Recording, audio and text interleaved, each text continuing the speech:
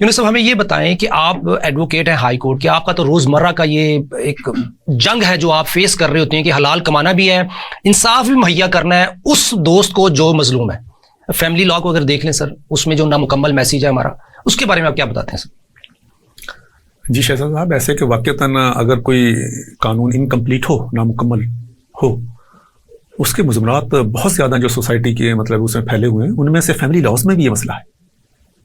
ہمارے family laws جو ہیں، فیملی کورٹس ایکٹ 1964 1964 کا، اس کے حوالے سے بھی اگر آپ جائزہ لیے جائے، اور بالخصوص میں آپ کو اس طرف توجہ دلانا چاہوں گا کہ اس میں جو خلا کے حوالے سے معاملات چل رہے ہیں، ہمارا پاسٹ ہے، ہمارا جو ماضی اگر ہم اس میں دیکھتے ہیں تو ہمارا جو خاندانی سسٹم تھا 2024 کی نسبت بہت خوشحال تھا، معاشی ریسورسز کم ہونے کے باوجود خوشحال تھا.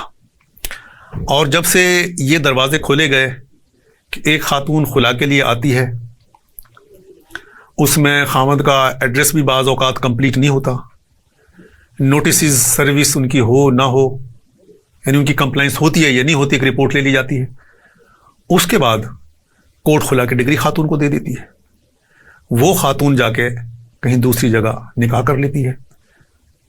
اب اس تناظر کے اندر ہمارا جو اس سے پہلے تھا 1939 کا جو قانون تھا، اس کے اندر یہ نہیں تھا. اس کے اندر یہ تھا کہ ایک خاتون باقاعدہ عدالت میں یہ ثابت کرتی تھی کہ یہ خامد میرے ساتھ یہ زیادتی کرتا ہے، یہ ظلم کرتا ہے، یا یہ میرے ان رائٹس کو پورا نہیں کرتا. کورٹ اس کو دیکھتی تھی، جسٹیفائی کرتی تھی.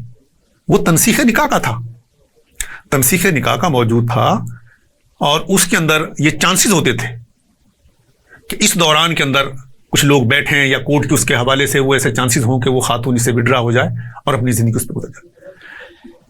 یہ جو خلا کا ہے، اس کا جتنا فاسٹ ٹرائل ہے، جتنا تیزی سے ڈگری دی جاتی ہے، میں تو کہتا ہوں کہ بعض اوقات انسان ایسی کیفیت میں ہوتا ہے غصے کی، میں معاملات آ جاتا ہے، اسے ابھی اسے نکلنے کی وقت نہیں آیا ہوتا کہ اس کے ہاتھ میں ڈگری آ جاتی ہے.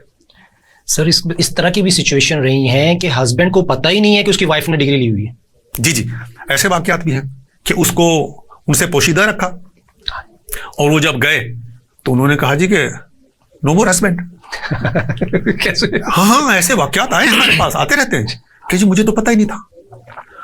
ہمیں اپنے سوسائٹی کو، یہ بہت اہم ہے، ہمارا جو خاندانی نظام ہے، جس طرح میڈیا نے تھوڑی سی ایک بے راہ روی کی طرف آسانیاں پیدا کی ہیں نوجوانوں میں، اس میں زیادہ جو کیسز ہمارے پاس آتے ہیں اس طرح بھی آتے ہیں کہ کوئی ایسا افیئر شروع ہو جاتا ہے اور اس کے لیے راستہ کیا ہوتا ہے، اس کو کہتا ہے کہ یہ کام کر لو.